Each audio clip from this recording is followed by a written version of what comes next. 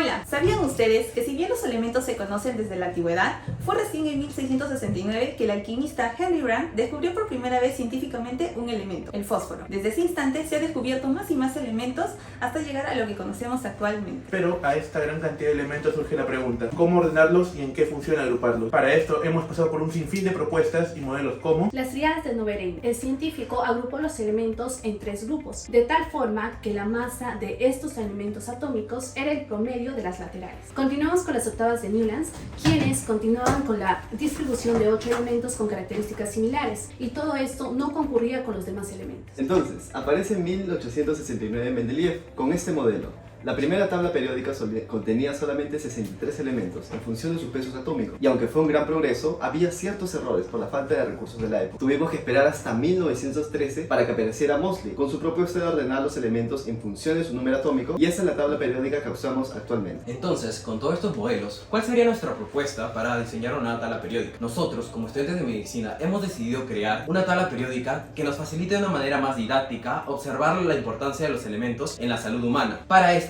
hemos diseñado un modelo en 3 dimensiones que consta de 3 niveles. En el nivel más alto podemos encontrar los microelementos, los cuales son la base para la vida, como los 6 conocidos CHOMS. Empecemos por el carbono, que es un átomo estructural de todos los organismos vivos, el hidrógeno, componente principal del agua al igual que el oxígeno, el azufre, que es un componente de las proteínas, y todos estos juntos con el nitrógeno y el fósforo son elementos parte de una macromolécula muy importante para nosotros, el ADN, que contiene toda la información genética, por ende características y enfermedades que heredamos en el transcurso de nuestras vidas. En el segundo nivel encontraremos elementos que se utilizan en la medicina, tanto en tratamientos como algunos que son esenciales ingerirlos en la dieta para mantener una buena salud. Aquí encontramos al litio, usado en tratamientos neurológicos, al sodio y al potasio, importantes en la transmisión nerviosa, al hierro, que transporta oxígeno por la sangre, al yodo, que previene enfermedades tiroideas, también al calcio, que interviene en procesos como la coagulación sanguínea, la contracción muscular y la sinapsis nerviosa. La deficiencia en este produce enfermedades como la tetania y la osteoporosis, y su consumo en exceso produce cálculos renales y cataratas. Por último, en la base de nuestra pirámide se encuentran aquellos elementos que por su naturaleza son tóxicos para la salud humana. Observamos que la mayoría en esta categoría son metales pesados, los cuales contaminan y son producto de las actividades industriales y mineras. Al estar estos expuestos a la tierra, agua y aire, ingresan a nuestro organismo por diferentes vías como el contacto directo, la inhalación o ingesta de estos. Nuestro organismo no puede procesarlos y estos elementos tóxicos se acumulan produciendo enfermedades, desencadenando estas incluso en cáncer. De todos estos elementos mencionados en nuestra tabla, existen algunos que son nocivos y generan lo que conocemos como contaminación ambiental. El mercurio es un metal blanco plateado que afecta a las aguas y tierras de cultivo. Lamentablemente, por la actividad minera, las concentraciones ambientales de mercurio han tenido un grave aumento.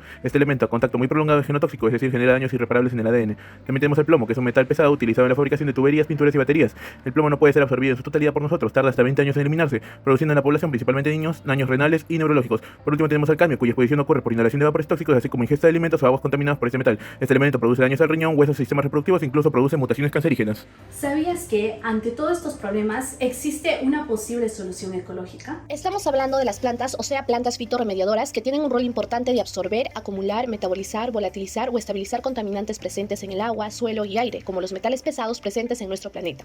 Concluimos como equipo que conocer tanto los beneficios que generan los elementos en el organismo, así como conocer las desventajas o daños que causan, es muy importante para poder brindar un buen tratamiento a los pacientes. Forjemos un mundo mejor para hoy y para un futuro próximo.